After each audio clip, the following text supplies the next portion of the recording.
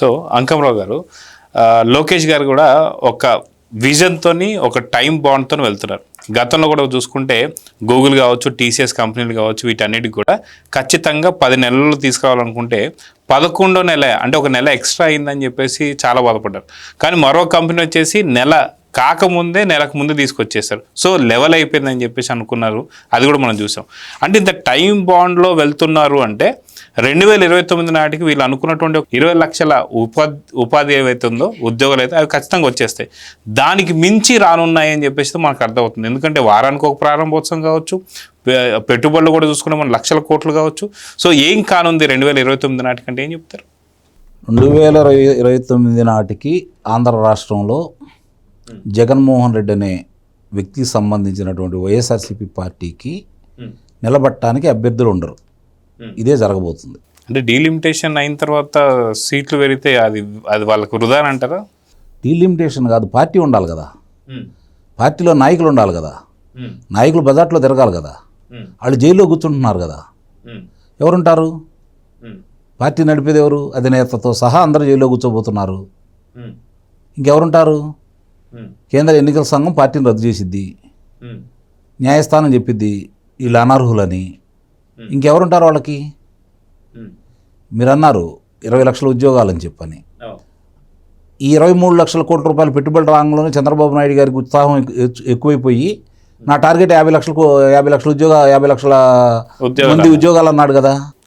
అంటే 20 లక్షలు అనేది వచ్చిందనేది వాళ్ళకి ఒక నమ్మకం ఏర్పడింది కదా. అంటే ఇప్పుడు వాళ్ళ టార్గెట్ 50 లక్షలు పెట్టుకున్నారు. దానికి రీచ్ అయ్యే విధంగా వారానికి కొత్త పరిశ్రమ ఇట్లా పెట్టబోతున్నారు.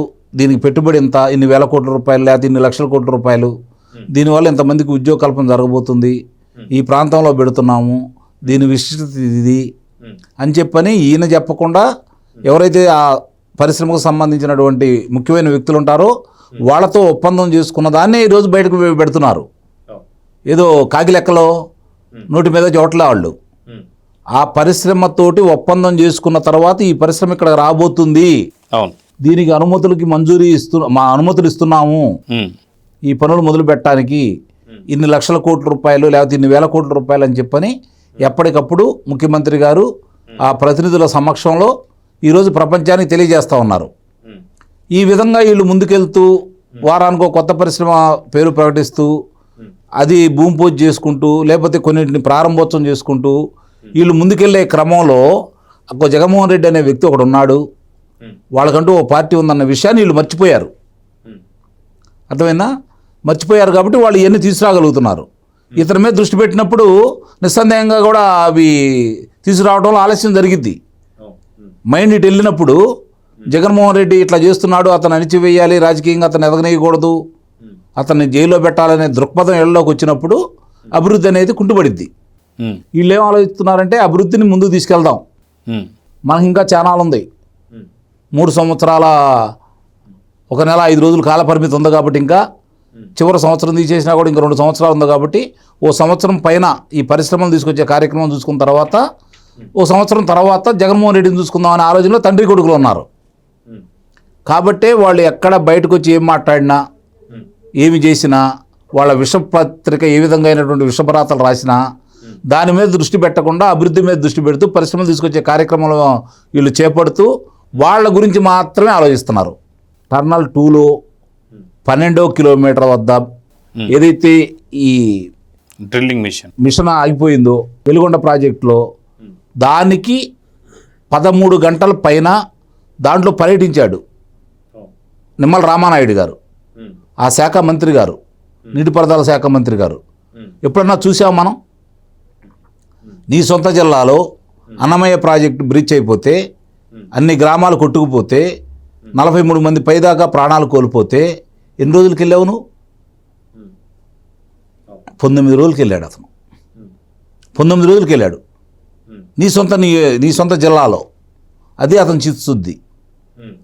నోటి మాటే కదా, అక్కడ కార్యరూపం దాల్చదు. అతనేమి ఆ పని చేయడు. ఎలా చేస్తారో పలాంది ఈ పని అయిద్దండి, ఈ విధంగా వెళ్తుంటే చెప్పే మాటలు వినడు. ఈ పని జరిగితే నాకు ఎంత వస్తుందని ఆలోచిస్తాడు. ఇదే కదా అతని ఆలోచన. అందుకనే కదా రాష్ట్రాన్ని ముందుకు తీసుకెళ్లకుండా తన బొక్కసానికే రోజు ఎంత వస్తాయని చెప్పి ప్రత్యేకంగా 130 మందిని పెట్టుకున్నా అంట మిషన్లతోటి డబ్బులు లెక్కేయాలి అంటే. మరి ఆ డబ్బులు ఎలా ఏ విధంగా మనం చూసాం.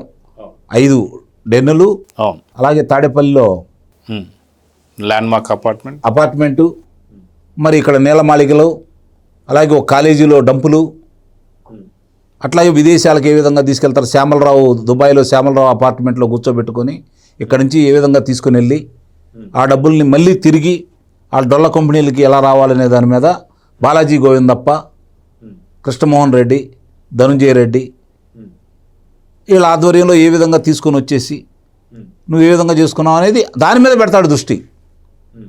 ఇప్పుడేంటి, ఆదాయం అయిపోయింది, కాళ్ళు చేతులు ఆటలేదు, ఖర్చు పెట్టాల్సి వస్తుంది, ప్రాణం ఒప్పదు, లోన వేయడం తప్ప బయట తీయడం తెలియదు కదా.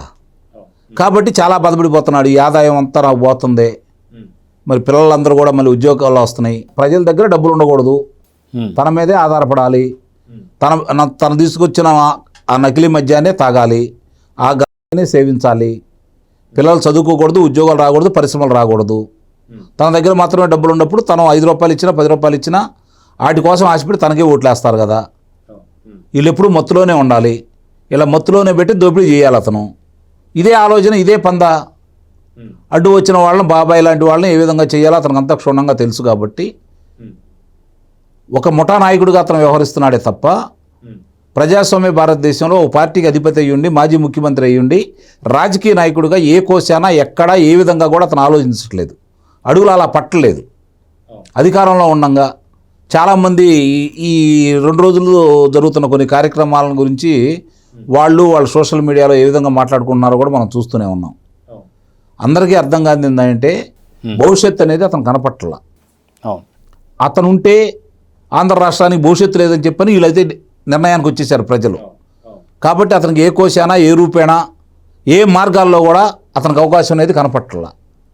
కాబట్టి ఎంత తొందరగా విదేశాలకు తరలించేసి విదేశాల నుంచి ఇక్కడ రాకుండా మన డబ్బులు అక్కడికే పంపించుకొని ఎలా తప్పించుకోవాలనే ప్రయత్నంలో భాగంగా ఉన్నాడనే విషయాలు మాత్రం మీరు మర్చిపోవద్దు.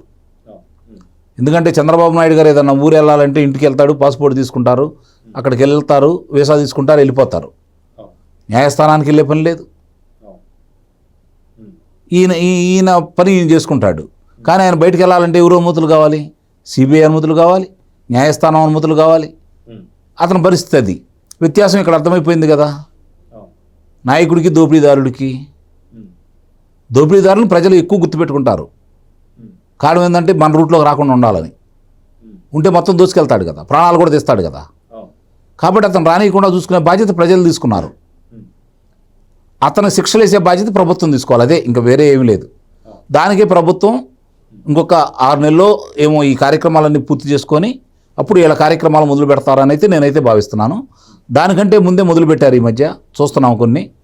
రేపు మహానాడు అయిపోయిన తర్వాత పూర్తి స్థాయిలో వీళ్ళ మీద దృష్టి పెడతారని అయితే నేనైతే భావిస్తున్నాను. Please subscribe to Leo news for more videos.